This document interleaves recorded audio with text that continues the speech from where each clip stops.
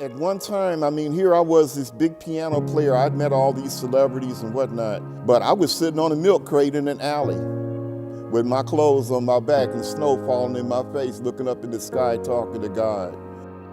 There are 40 million doors in Chicago, and I can go through some of them, like the public library or a church, but I have a limited stay there.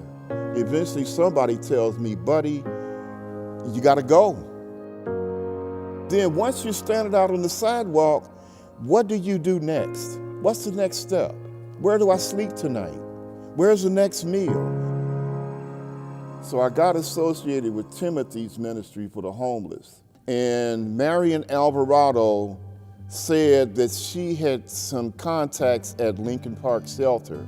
So when I called, Julie answered, the case manager here. She said, come on in for an appointment.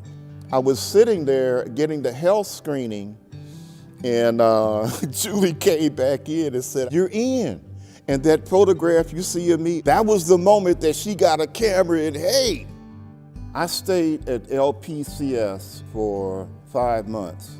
And during that time, we volunteered in the community, and the form that it took for me was to play 3 times a week at the soup kitchen in the next block at Church of Our Savior.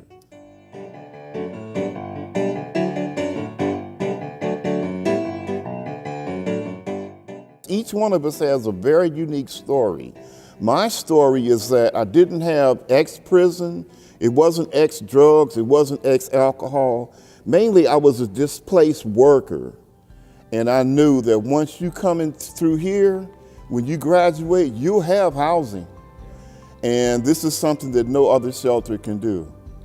LPCS was like the nuts and bolts where you got the wrench in your hand, and now you're turning the wrench with other people and you're relating back and forth. LPCS helped those tumblers to fall into place. And sooner or later, eventually everything was just right. It was completely affordable for me. So life is up or down. LPCS really gave me a chance to get back on my feet.